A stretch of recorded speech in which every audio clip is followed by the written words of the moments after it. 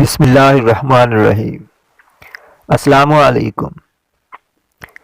آج کی ویڈیو میں درود شریف کی فضیلت کے بارے میں چند ایمان افروز واقعات لے کے حاضر ہوں تاکہ مسلمانوں کے دلوں میں درود شریف پڑھنے کا شوق اور جذبہ پیدا ہو سکے۔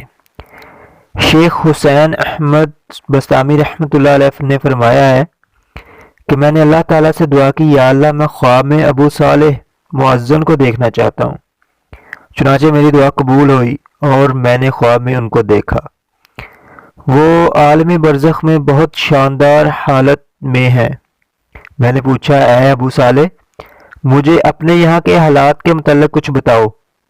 انہوں نے فرمایا، اگر نبی کریم رؤوف الرحیم صلی اللہ تعالی علیہ وآلہ وسلم کی ذات گرامی پر درود شریف کی کثرت دنیا میں نہ کی ہوتی تو آج میں تباہ اور ہلاک ہو گیا ہوتا۔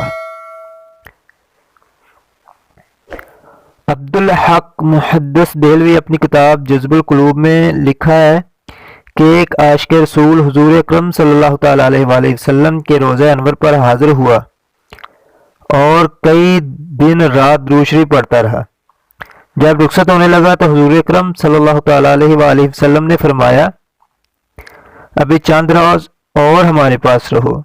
جب تم درود پڑھتے ہو تو مجھے راحت اور مسرت ہوتی ہے۔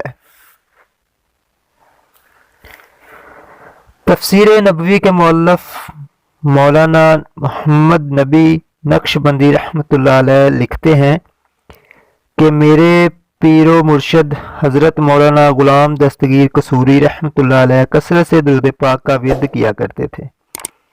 ان کا جب وصال ہوا تو ان کے بدن مبارک سے خوشبو کی لپٹیں پھیلنے لگی۔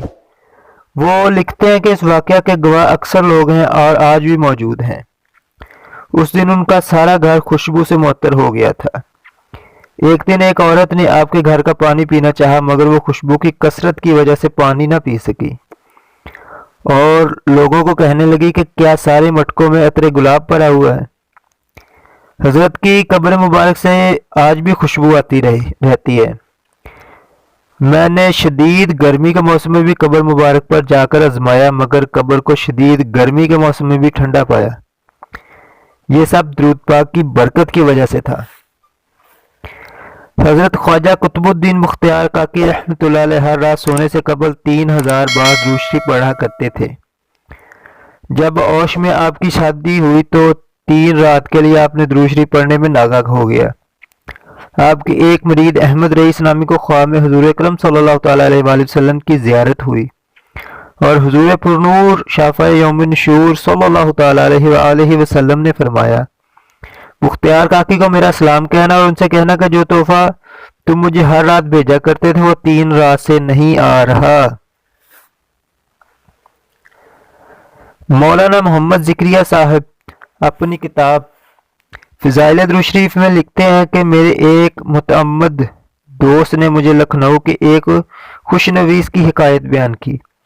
ان کی عادت تھی کہ جب صبح کے وقت کتابت شروع کرتے تو اول آخر ایک بار درود شریف ایک بیاد پر جوارسی غرض سے بنائی ہوئی تھی لکھ لیتے، اس کے بعد کام شروع کرتے۔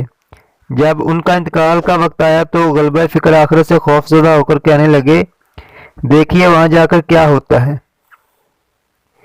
ایک مجذوب ادھر آ نکلے اور کہنے لگے، بابا کیوں گھبراتا ہے؟ وہ بیاض سرکار دو عالم صلی اللہ تعالی علیہ وآلہ وسلم کی بارگاہ میں پیش ہے اور اس پر ساتھ بن رہی ہے۔ فضائل درود شریف مولانا محمد ذکریہ۔ سید غلام محمد نقشبندی 331 فیروز پور روڈ لاہور کا معمول ہے کہ کئی سالوں سے نماز فجر کے بعد کثرت سے درود شریف کا ورد کرتے رہے۔ آپ کو درود شریف کی برکت سے 9 مرتبہ عمرہ اور حاضری روضہ رسول کریم صلی اللہ تعالی علیہ وآلہ وسلم کی سعادت نصیب ہو چکی ہے۔ آپ فرماتے ہیں کہ میں لاہور سے کراچی تک کا ہوائی ٹکٹ خریدنے کی بھی استطاعت نہیں رکھتا تھا، لیکن ہر بار اللہ جل شانہ نے اپنے کرم سے مالی وسائل کا بندوبست فرما دیتے ہیں۔ آپ مزید فرماتے ہیں کہ درود پاک کی برکت سے میری نظر کی کمزوری دور ہو گئی ہے۔ دنیاوی مسائل جو کئی سالوں سے التوا میں پڑے ہوئے تھے درود پاک کی برکت سے احسن طریقے سے حل ہو گئے ہیں۔ عثمان خان 153 عثمان خان 153 فیروزپور روڈ لاہور درود شریف کی فضیلت بیان کرتے ہوئے فرماتے ہیں کہ جنوری 1996 میں مجھے اچانک لقوہ ہو گیا۔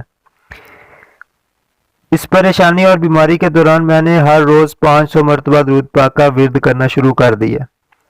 ابھی درود شریف پڑھتے ہوئے 10-12 دن ہی گزرے تھے کہ اللہ تعالیٰ نے مجھے اس بیماری سے مکمل طور پر شفا عطا فرما دی۔ اگر ویڈیو پسند آئے تو لائک شیئر ضرور کریں، اور مزید اسی طرح کی ویڈیوز کے لیے اس چینل کو سبسکرائب کریں اور ساتھ ہی بیل کے آئیکن کو بھی پریس کر دیں تاکہ جو بھی ویڈیو ہم اپلوڈ کریں اس کا نوٹیفیکیشن آپ کو بر وقت ملتا رہے۔ انشاءاللہ ایک نئی ویڈیو کے ساتھ دوبارہ ملاقات ہوگی، تب تک کے لیے اللہ حافظ، السلام علیکم۔